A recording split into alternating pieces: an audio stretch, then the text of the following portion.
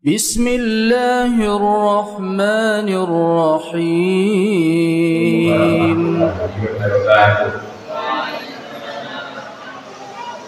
Alhamdulillah, la haula wala quwwata illa billah, la syarikalah, lahul mulku wa lahul hamdu wa huwa ala kulli syai'in qadir. Asyhadu an la ilaha illallah wahdahu la syarikalah wa asyhadu anna Muhammadan abduhu wa rasuluhu la nabiyya ba'dah. Allahumma sholli wa sallim wa barik ala sayyidina Muhammadin wa ala alihi wa sahbihi. Agak salah ya. Sudah beberapa hari kenapa tuh pada Bapak Ibu semua jamaah taklim malam Sabtu dan sahur maghrib sambil menunggu jamaah-jamaah yang lain. Jadi semua, saya kalau ada ngaji, kalau ada anak kecil itu malas sekali, karena itu generasi yang datang orang ngaji kalau malah ojo melu, nah itu malah salah. Ngaji sing dhewe itu ayo do melu, ojo muni ojo melu aku malah ngaji, ya malah gitu. Anak mak malah ngaji, ya malah ayo Pak, jadi keliru kalau anak kok tidak mau diajak ngaji itu ya berusaha untuk bisa diajak ngaji. Jadi wis bedo melu gitu. Ya kita alhamdulillah jamaah semakin terbokoh, semakin baik, semakin simpati banyak. Kemudian tidak pesan-pesannya yang kita ajak, yang lainnya yang loyo diajak, yang ngaji seneng-seneng gitu. Jadi macam-macam ini yang ngaji, menengok apa sing orang disenengi, tapi yang ngaji nengok banyak yang disenengi. Ya disenengi sih salah satunya ya banyak teman. Nanti subuhannya pas sampai ya alhamdulillah. Nanti kalau pas subuhannya kurang sampai nanti bel panitia subuhannya kok kurang sampai.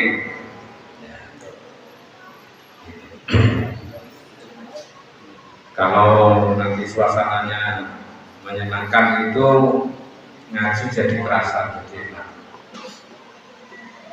Bapak-bapak, ibu-ibu yang kami hormati, kami diberi tema mencintai anak yatim ya. Ya, itu salah satu pilar agama Islam. Salah satu pilar itu ya, misalnya ini ada pilarnya 9, pilar siji kan mesti berkurang kekuatannya. Ya rukunnya ada 5, itu kan sudah kita jalankan.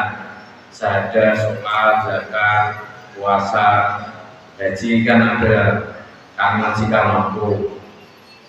Rukun iman pada Allah, pada malaikat, pada Rasul, pada kitab, pada hari akhir, pada takdir sudah. Tapi pilar keislaman sendiri, kekuatan Islam itu salah satunya adalah mencintai anak-anak yatim. Nah ini dari sejarah dulu ya. Kenapa kok itu menjadi pilar, menjadi kekuatan dalam Islam? Itu kita harus mencintai anak yatim. Pertama, ketika masa jihad, awal jihad Islam, itu anak yatim banyak. Dan anak yatim itu tidak hanya yang tidak punya. Anak yatim itu termasuk anak yatim yang kaya raya. Nah kalau sekarang kan panti asuhan anak yatim itu kan anak yatim yang tidak punya. Tapi kita disuruh mencintai anak yatim itu termasuk mencintai anak yatim yang kaya. Kita mencintai anak yatim yang kaya dulu ya.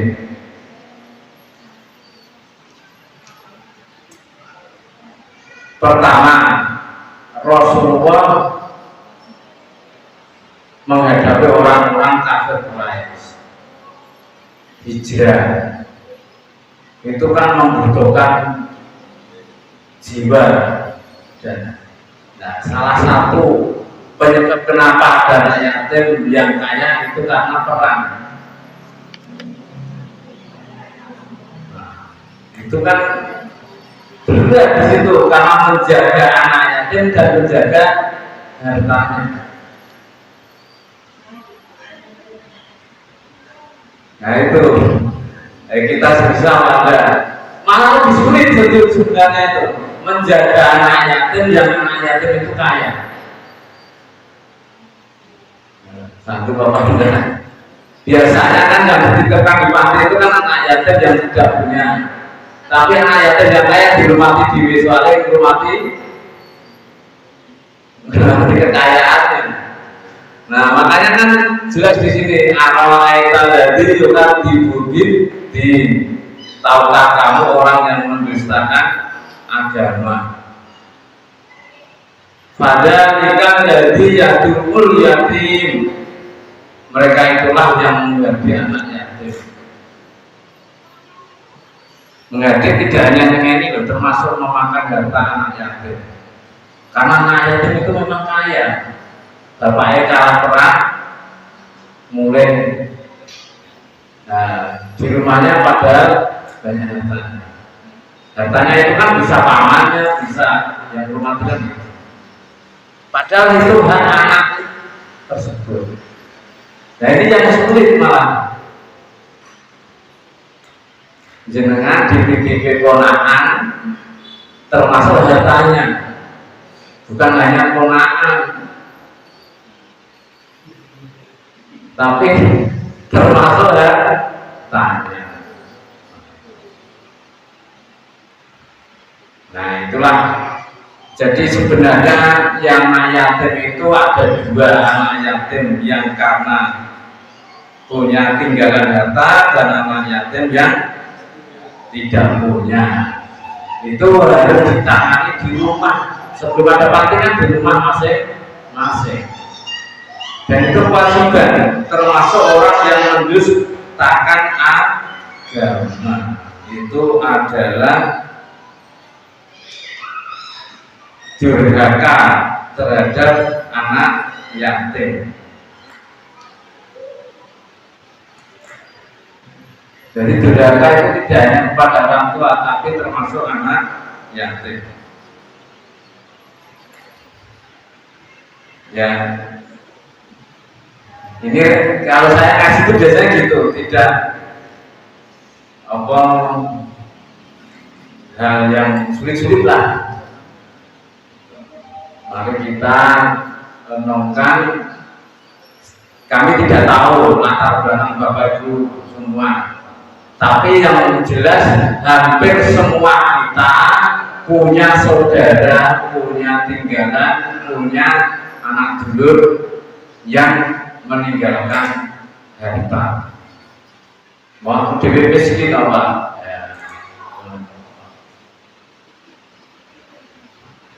Ya kalau saya tidak punya tinggalan apa-apa, ya malah ringan. Tapi ada yang memang dititipi. Misalnya adik sakit-sakitan bapaknya kepada adiknya, aku loro-loronen, aku di rumah loro, di sawah, di motor. Ponakanmu sebelum mati ya gue kan gitu. Nah itu kan berarti benar-benar diamanai. Berarti kan hartanya harus dijaga, anaknya juga harus dijaga. menjaga harta anak yatim. Berarti kan ada hak anak yatim di situ dan ada hak pengelolaan harta.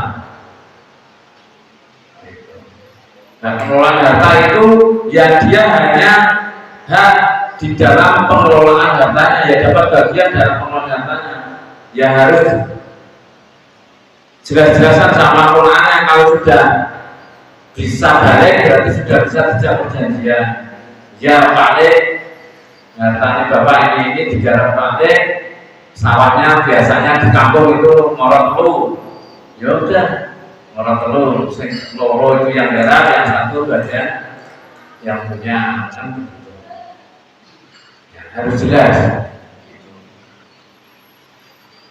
Karena kita mengelola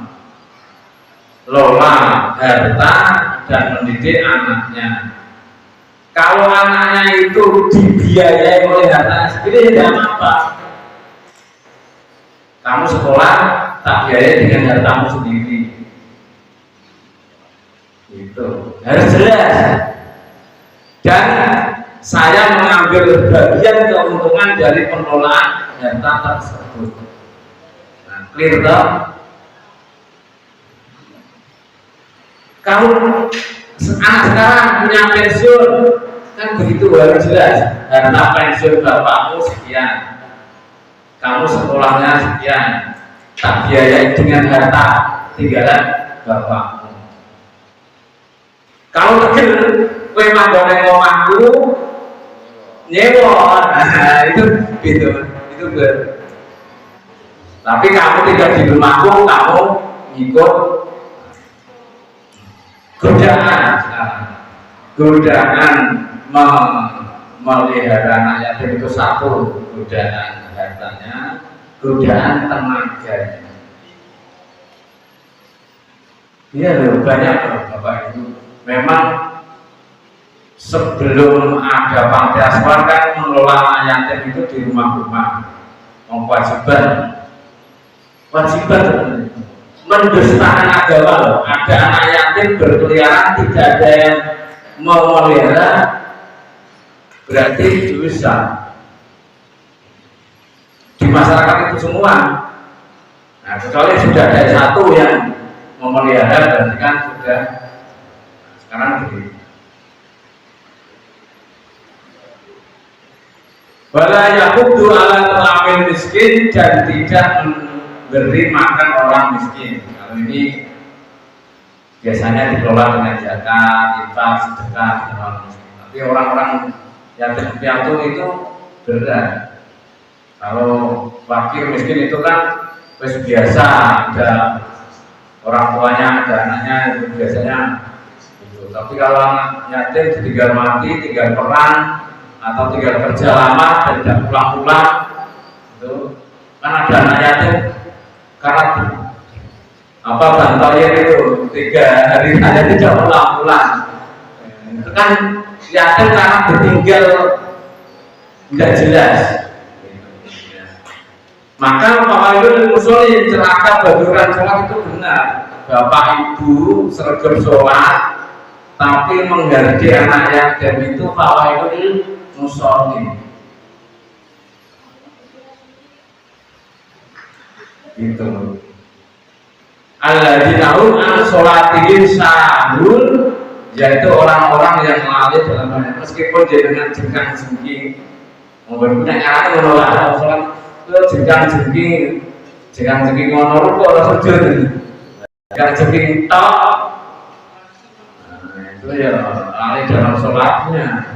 Kalau sampai ada anak yatim yang di kampung tersebut tidak terkelola dengan baik, maka kalau zaman sekarang kan ada panti asuhan.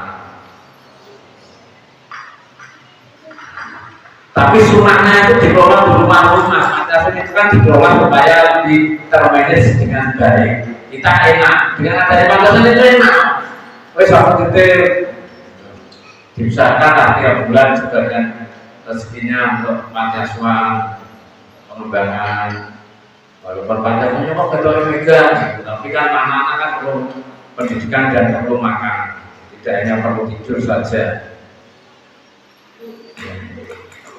Ya, berikutnya kan alladzina hum yura'una wa yamna'una ma'mun. Nah, kita kembali kepada menyantuni anak yatim. Maka setelah ada kesulitan-kesulitan itu, memang Ahmad Dahlan menjadi pelopor. Jadi awal mula itu kan ke pasar, ke gang-gang jalan, kemana itu banyak berkeliaran anak-anak dulu. Kamu kok jam sekian masih main-main, rumahmu di mana? Di sana ada bapak ibu, di mana ada didusi, di openi. Maka muncul panti asuhan. Itu lebih mudah, memudahkan. Nah, panti asuhan itu hanya lembaga saja, tapi tetap kewajiban bapak ibu sekalian untuk mendidik dan membesarkan anak yatim. Anak yatim itu macam-macam, anak yatim karena orang tuanya meninggal, atau anak yatim karena meninggal pergi entah ke mana. Seperti contoh yang tadi lagunya itu ya. Nah, itu kan tidak jelas, malah repot itu. Diarani yatim ya, tapi tidak yatim, bahwa buktinya memang terlantar. Nah ini. Jadi kalau kami pengalaman di panti asuhan itu kan macam-macam ya. Sejak tahun 97 saya ke Pucang, jadi itu memang saya langsung mencari komunitas Muhammadiyah. Gitu. Terus ketemu panti asuhan, ketemu Pak Mukhayat waktu itu, ya terus bareng. Saya mengikuti pokoknya seperti cantrik terus, kemana-mana mengikuti, mengajak kemana mengikuti. Terus pembangunannya baru rumah sederhana, rumah sangat sederhana gitu, kecil gitu.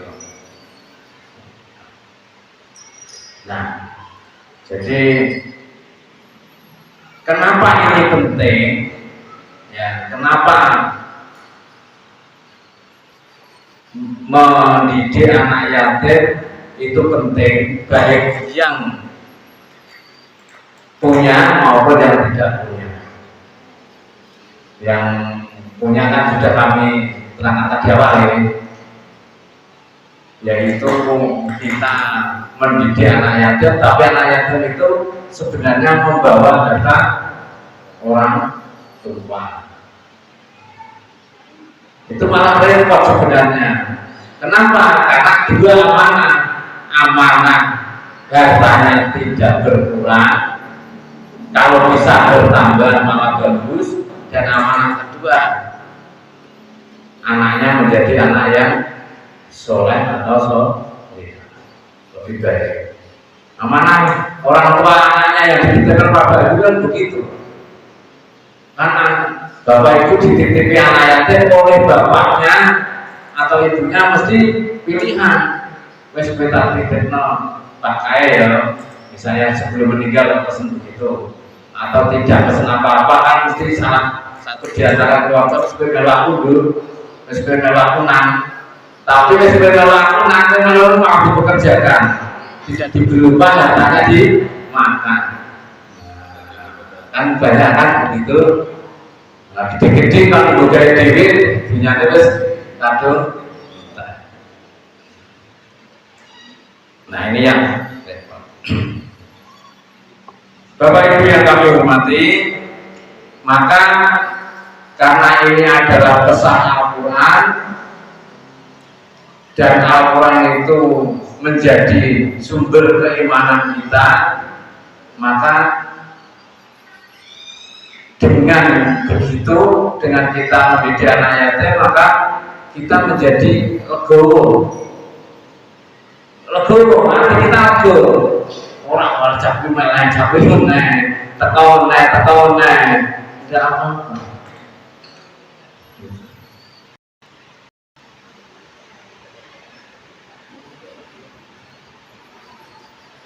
cerita ya.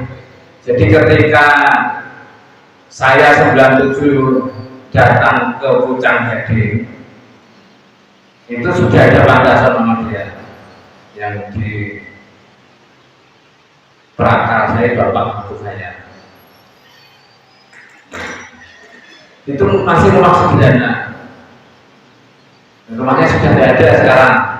Kalau saya waktu itu masih ada, kalau 97 itu. Sederhana. Yang maka Pak Samudin ke arah utara sedikit itu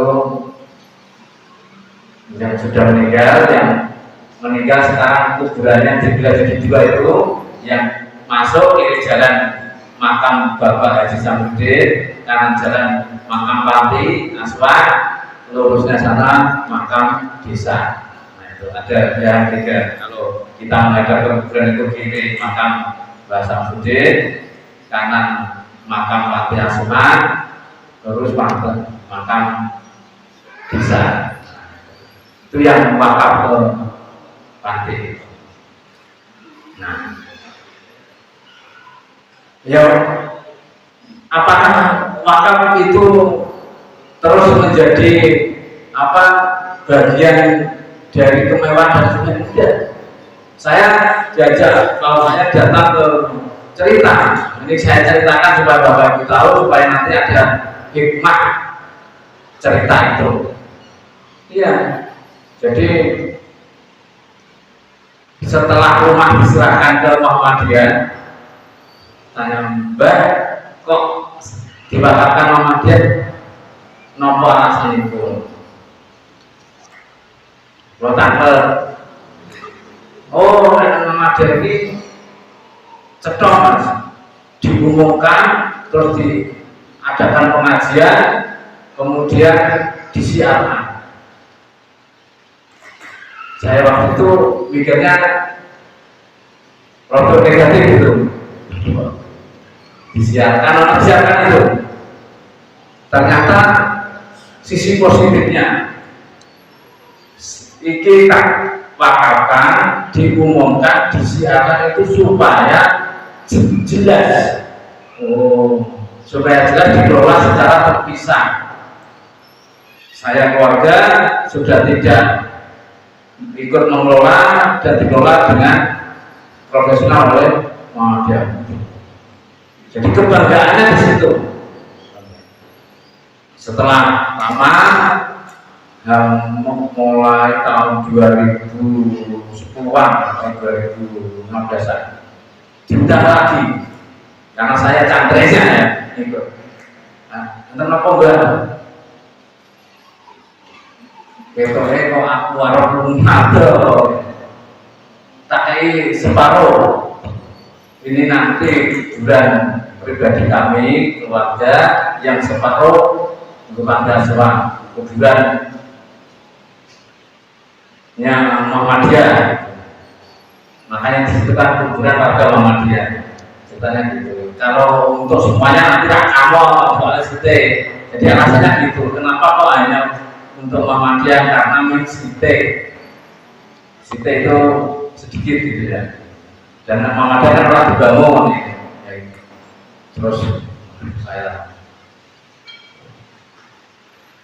apa, tapi itu nanti batas-batasnya dibangun sendiri karena itu sungai pasirnya, nanti terus kita bangun nanti. Kemudian nanti dibangun bersama dari warga juga.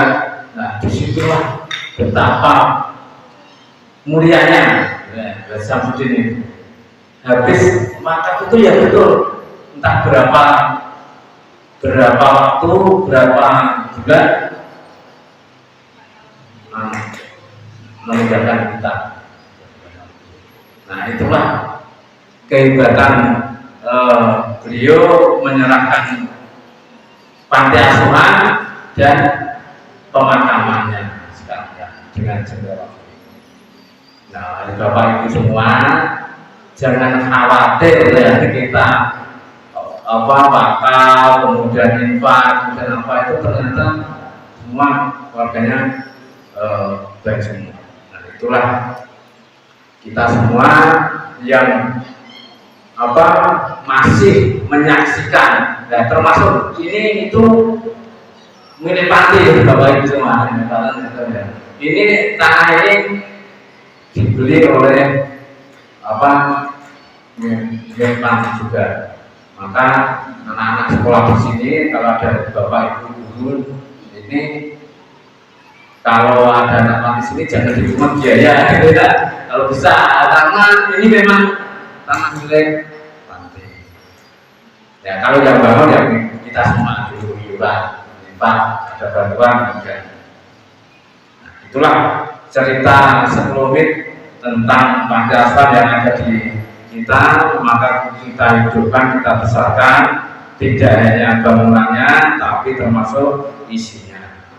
Nah itu karena bagaimanapun juga pengkaderan, kemudian pengisian.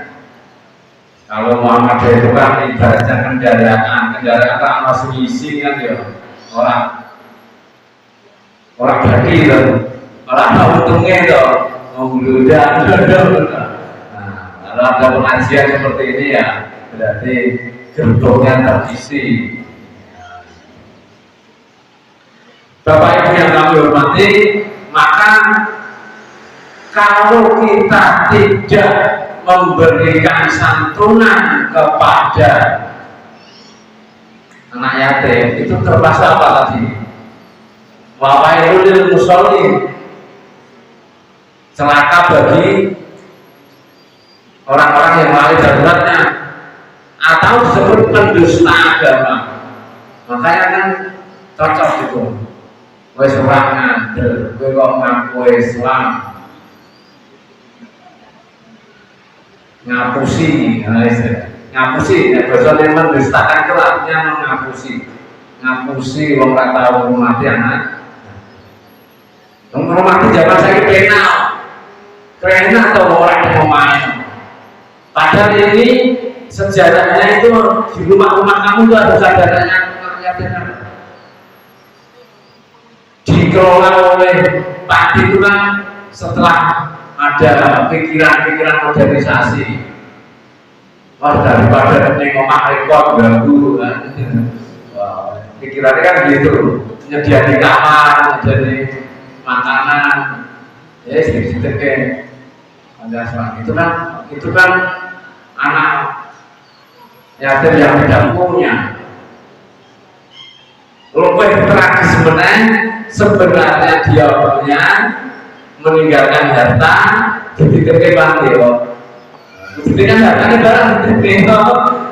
Termasuk hartanya pulau titip anak, sekarang hartanya ini dikelola. Nah, pastinya tidak bisa mengelola, ya titip ke pengelola Baitul Mal atau apa, nanti kalau sudah besar diambil lagi ke modal anaknya. Kalau sama sekali tidak ada yang. Nah itulah yang harus kita pahami. Kalau kita itu punya nabi kita itu anak yatim. Nabi sing yatim sapa wae? Nabi sing yatim. Nabi saya yatim apa dia?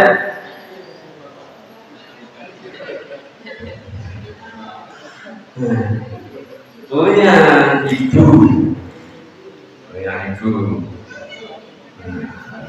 Sejak Nabi Isa itu kan pembesar anunya di situ. Nabi Muhammad juga pembesar, tapi kan malah justru tidak mengikuti karena Abu Thalib itu kan. Tapi mendidik pedagang itu ya Abu Thalib.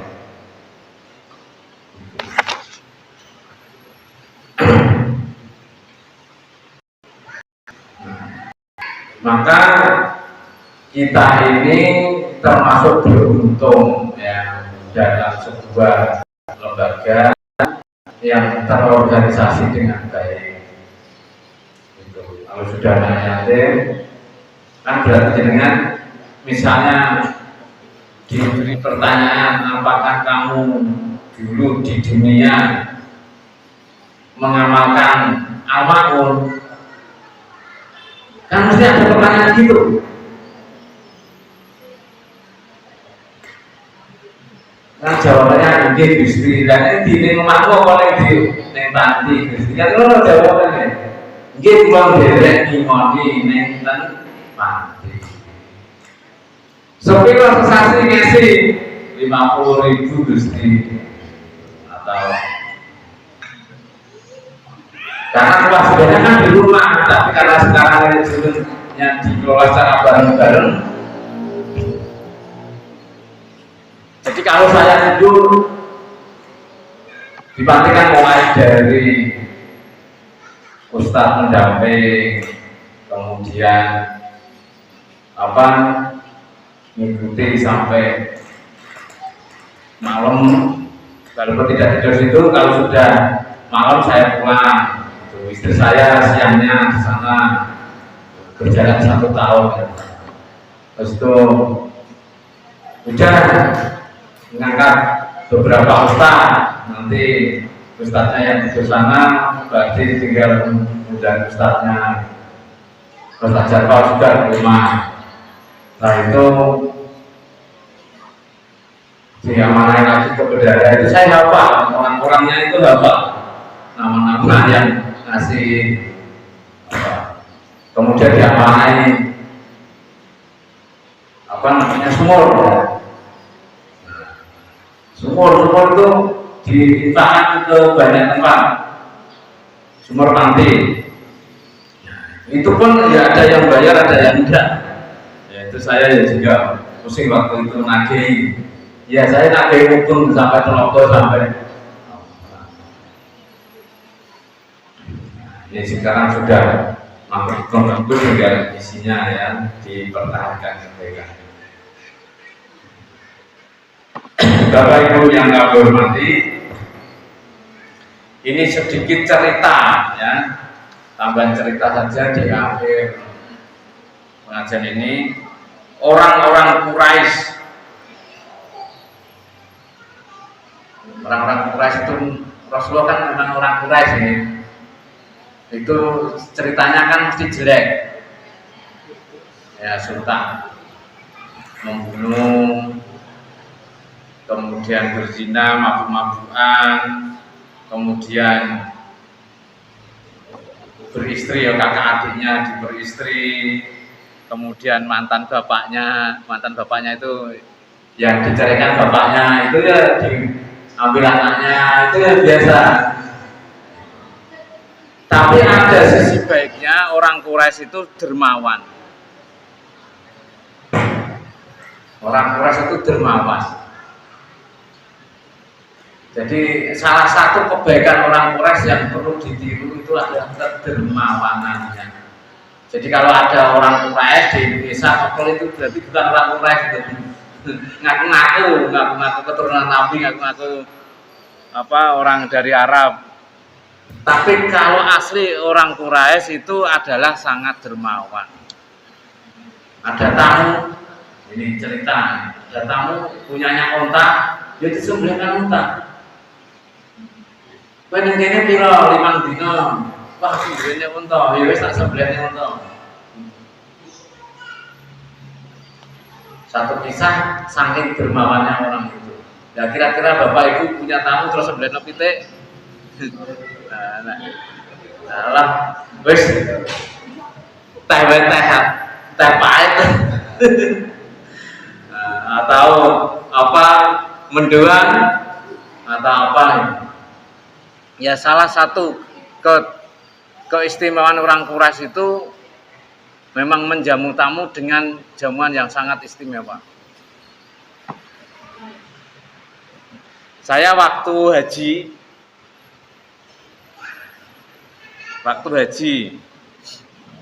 itu mampir saja ketika mencari hewan sembelihan itu mampir di salah satu mukimin, kemudian punya tempat yang tempatnya orang Quraisy itu saya bertamu, itu suguhannya memang betul. nasi yang di dalamnya daging gitu. Kalau sini namanya nasi apa? Nasi kebuli. Dan kan yo kalau kita yo nasi tempe gitu ya. Jadi itulah salah satu ciri orang Quraisy itu gitu. Ada tamu sangat berharga sekali sampai minta apa dituruti gitu katanya. Ya, tapi sunahnya kan hanya sampai 3 hari. Kumaha teh to tanggone terus dino terus. Ini salah satu contoh kebaikan orang Quraisy dengan tamu sangat menghargai sekali. Bahkan tadi saya ceritakan unta pun dia rela disembelih untuk menjamu tamu. Ya kalau orang sini ya pitik wis moro ya ora sembilan pitik. Tapi karena sekarang ayam itu tidak berharga sama sekali ya. Ganti apa? Sembelihno kambing gitu ya. Tapi ini contoh menggambarkan betapa kedermawanan orang Quraisy itu.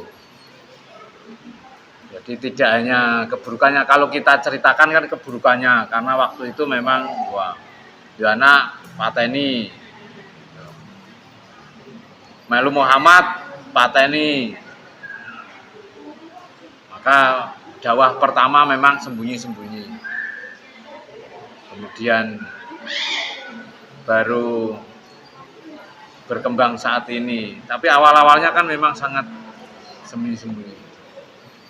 Bapak Ibu yang kami hormati, itu saja yang bisa kami sampaikan. Mudah-mudahan berkenan dalam hati dan bisa menggugah Bapak Ibu semua di dalam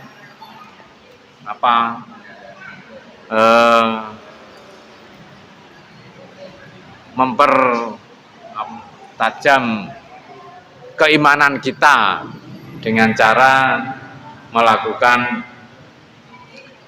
pembinaan terhadap panti asuhan yang sudah kita miliki. Kita sudah punya 2 panti asuhan ya, panti asuhan putra, panti asuhan putri. Panti asuhan putra secara fisik sudah sangat memadai, secara